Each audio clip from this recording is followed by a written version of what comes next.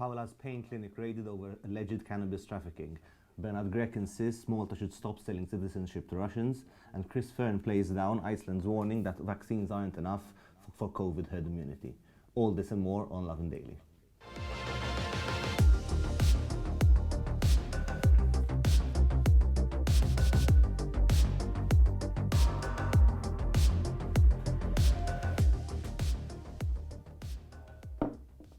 Good evening, Malta and Gozo, and welcome to another episode of Lovin Daily. My name is Yannick. With me is Tim Diacono, and we have a jam-packed episode for you today. At the end of the show, stay tuned because we have an interview with PN candidate Rebekah Cilia. But before that, on to our first story for the day. Tim? Yes, workers at the pain clinic in Paola were in for a nasty shock today after they were arrested while at work. Some of them are being held in custody at the police depot as we speak.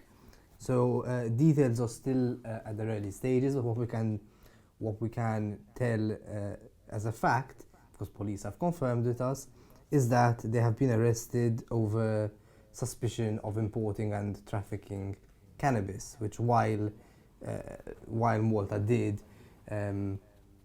legalize cannabis to a degree a few months ago, trafficking and importation is still illegal.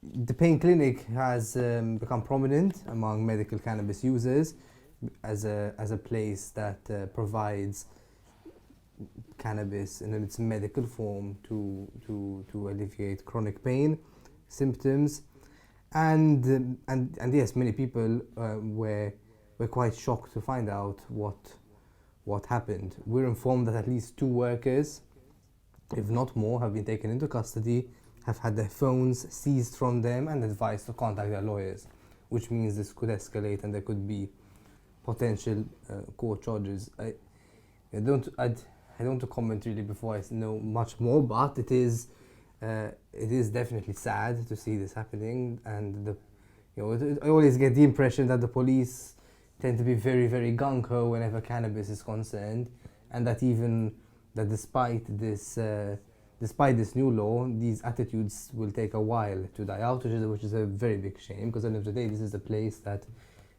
provides cannabis not as a even in its recreational form, as a medicine. It's the guy who runs it, Dr. Andrew Ajus, is a doctor, and he prescribes it to people who need it. No, as you say, it's sad to see, and I mean, we will have to wait for more details to emerge. I mean, as you say, it's a clinic that many people go to for medication. Though, on the other hand, if stuff wasn't being done properly, then I suppose one can only expect the police to take action. But we'll see as more details emerge about what exactly has gone down. On to our next story. Opposition leader Bernard Grech has joined calls for Malta to stop selling citizenship to wealthy Russians in light of its invasion of the Ukraine. So, as you all know, yesterday morning Ukrainians woke up to a massive invasion, the largest military offensive that Europe's seen since the Second World War. There have been many reactions. The invasion has been condemned by many international organizations, countries. In fact, the EU has earlier today imposed its 3rd round of sanctions in a bid to put pressure on Russia. And here in Malta, we've had calls for the government to stop selling citizenship to wealthy Russians. As you know, Malta has its citizenship by investment scheme, which allows wealthy foreign nationals to purchase Maltese citizenship, and many of those who actually purchase Maltese citizenship are in fact Russian. Bernard Grech yesterday in an interview on Net basically referred to unnamed reports that Russian nationals may have purchased Maltese citizenship to destabilize the country.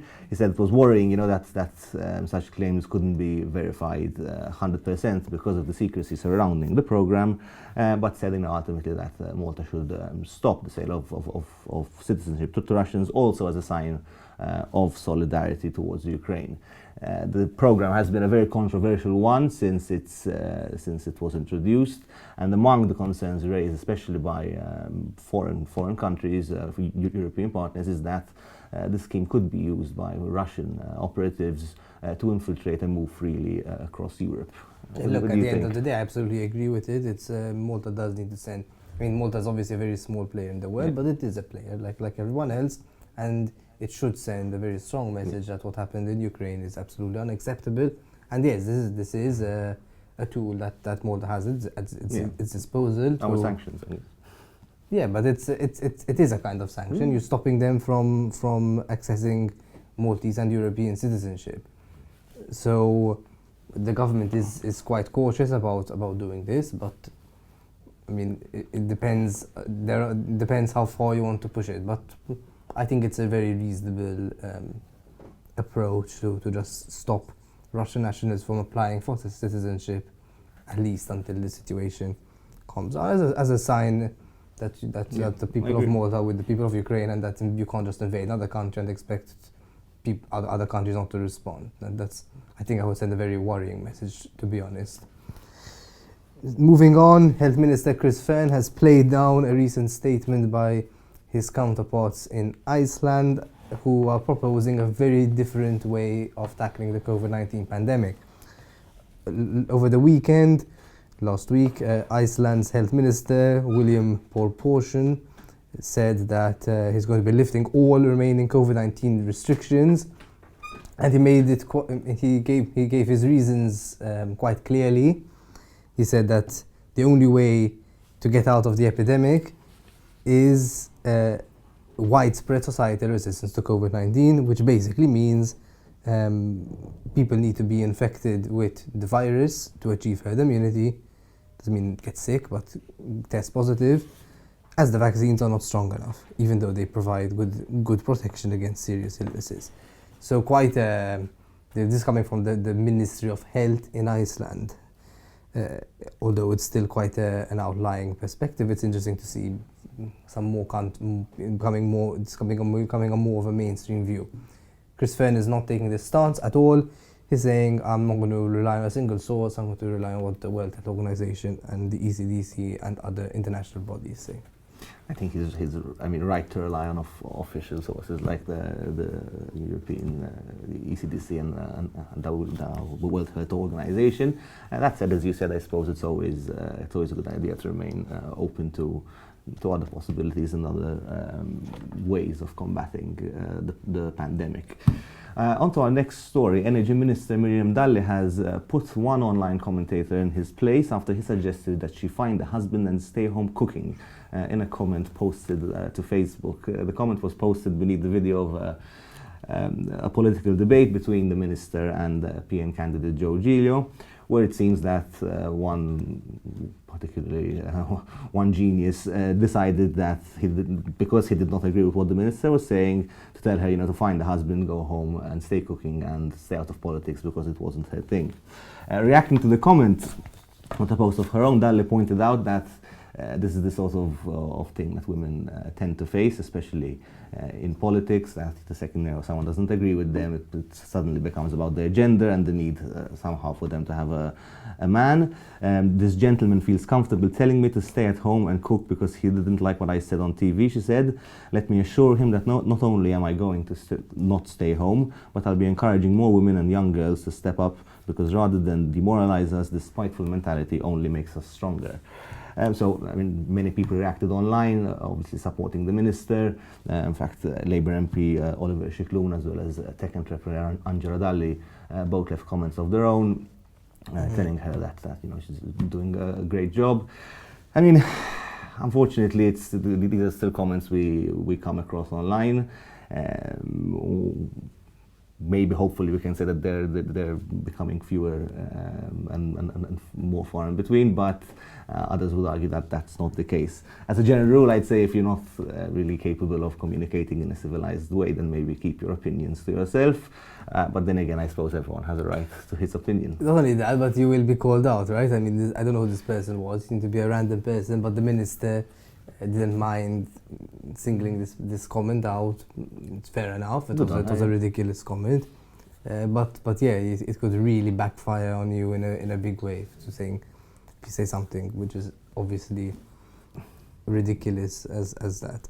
Finally, Malta's record-breaking endurance swimmer Neil Juice has unveiled a massive statue of himself that was commissioned in his honor So the statue, which is of Neil Juice in his swimwear, was made by artist Austin Camilleri, which has been working on it since August 2021, which was right after Neil finished his record-breaking swim from Linosa to Gozo.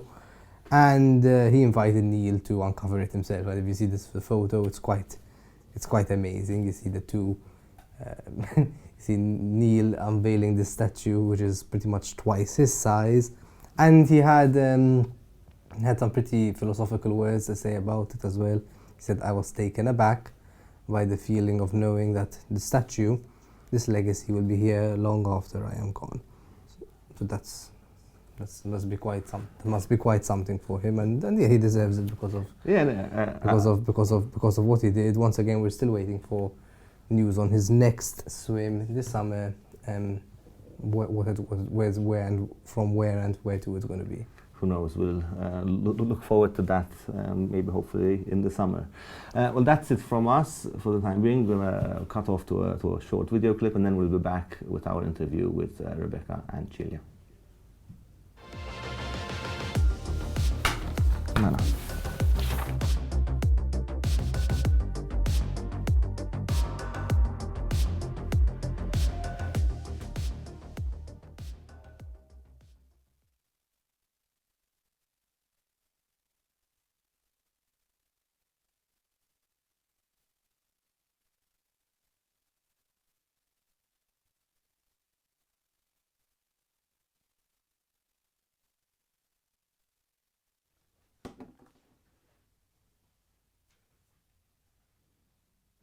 Welcome back to Lovin Daily. With me now is Rebekah Cilia, nationalist candidate. Rebekah, thank you for joining me today. So first of all, for people who may have never heard of you, who are you and what issues do you hold close to your heart? So first of all, thank you for having me, Tim.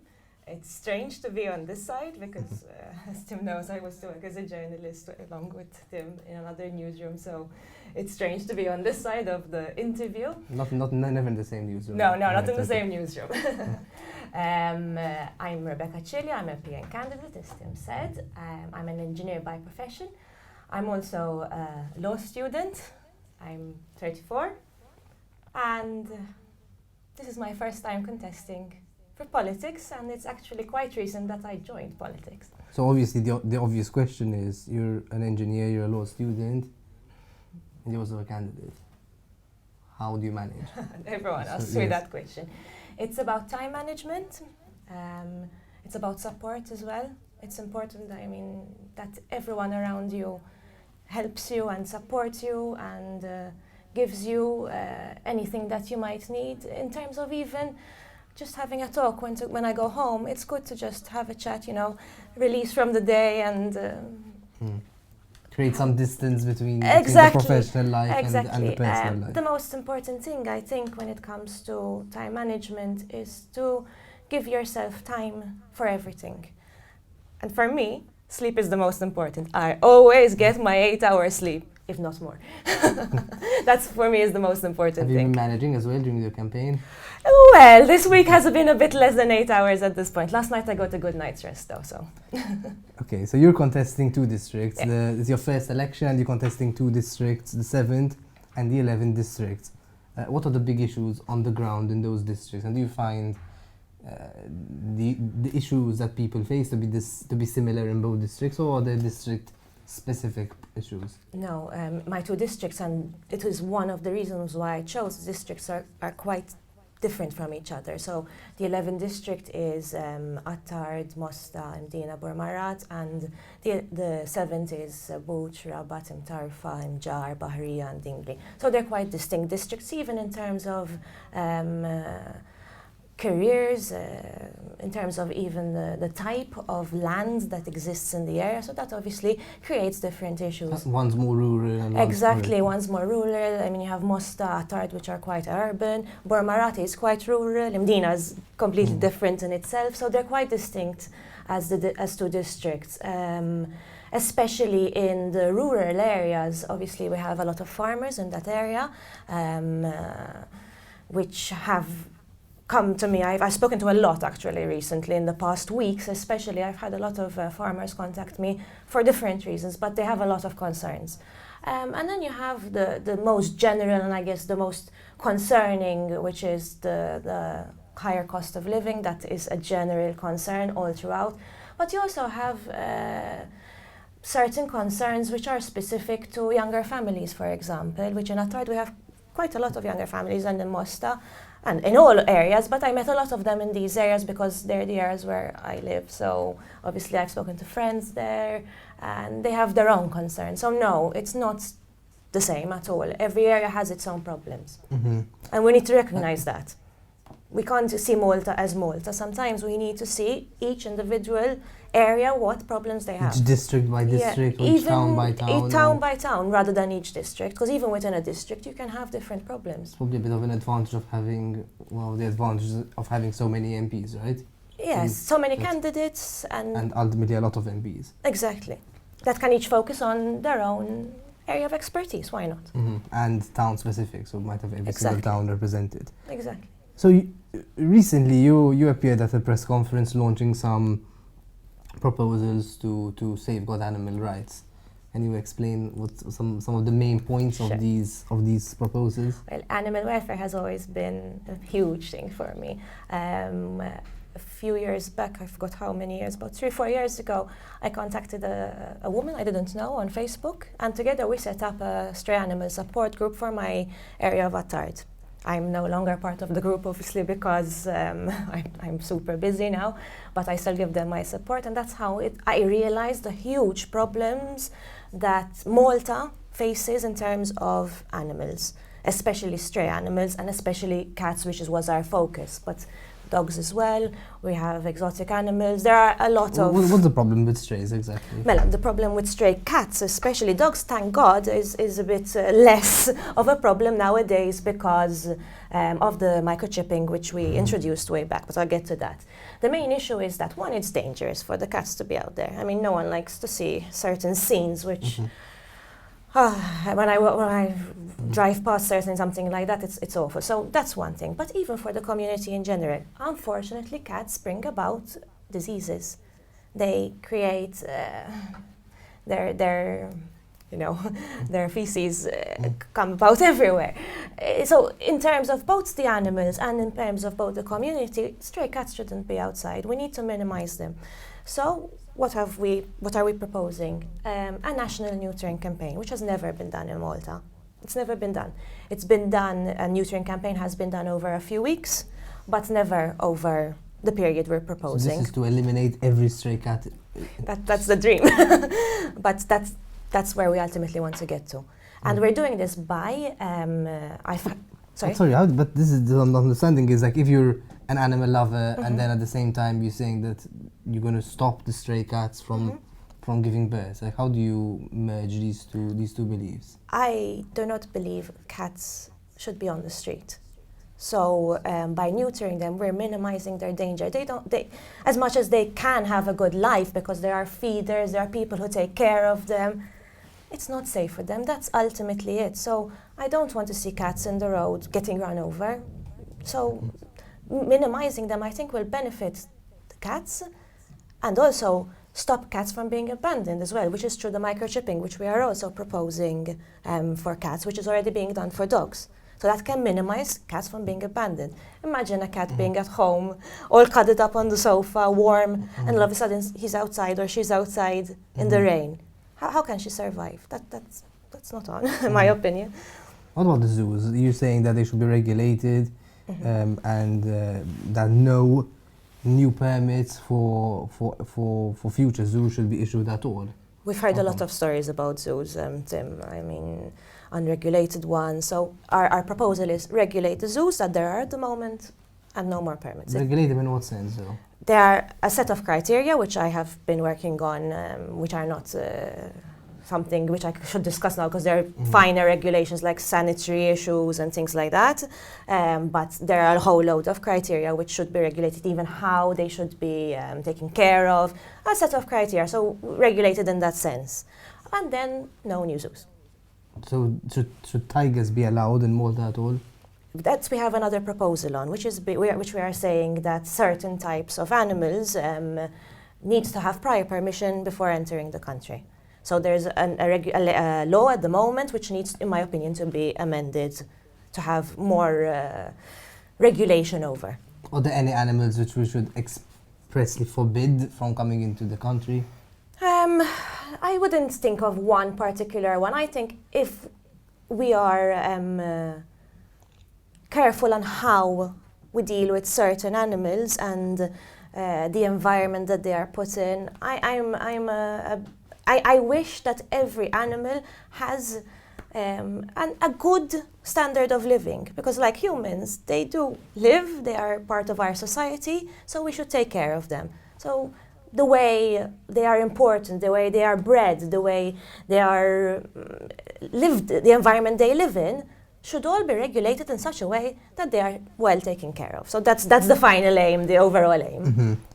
Okay, so I just want to ask you about this. One of the PN's big proposals in this manifesto is to create a €1 billion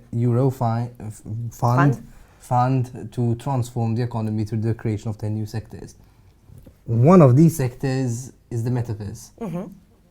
The PN actually got a gaming expert, Rebekah Cilia, at the recent rally, and he began waxing lyrical about the Metaverse, saying that it's the future and that we're going to live in it one day. Do you agree? Is this the future for us? Definitely, me as an engineer, I look at innovation, digitalization as the future. Yes, so I do tend to agree this is where we should be going. It's a progress. It's not something which we automatically from one day or another will jump into. But yes, I definitely agree. And I've seen and I've read a lot about how economy can increase through this metaverse, through this virtual world. What's the appeal of it though? Like to wear these sunglasses over your head and just go to a virtual stadium, for example? No. It's about a virtual world, as you're saying. But as we in a world have different needs and requirements, this world is going to grow. So why shouldn't we invest in it, bring companies here to invest in the same economy which is growing? So we're seeing a niche of an economy. It's growing. This is not something local. The metaverse is growing. So why not use this growth to bring economy to Malta? Do you think it's something that is going to keep on growing? There was just a fad that will just fizzle out. No, I've read a lot about this as part of what I do, and I really do believe this is the future. We are entering a world where technology is literally everything. It's how we integrate with technology, how we use technology is the key. Because sometimes technology isn't the best thing, but how we use it, and I think this is a brilliant way of going about it, integrating our economy with technology, with virtual worlds. I think that is the way forward, yes. And finally, Rebekah, if people want to contact you, to reach out to you, to ask about anything, how can they get in touch with you? They can call me on my phone, it's on Facebook, but I mean, I have TikTok, I have Instagram, anywhere they want. Give me a call. My phone is buzzing at the moment, but that's the fun of it. I get to meet so many different people. And I've said this over and over again. I mean, people who might be listening have heard me say this. It is such an experience. This past year and a half that I've been meeting people, that I've been a candidate, has been the best part quasi of my life, because it's been amazing. It's been an amazing journey. Wow. Rebekah Cilia, thank you so much you, for being with us here today. Thank you for following Lovin Daily. Follow lovinmalta.com for all the latest developments about this election campaign, which we're following closely, and have an evening full of loving.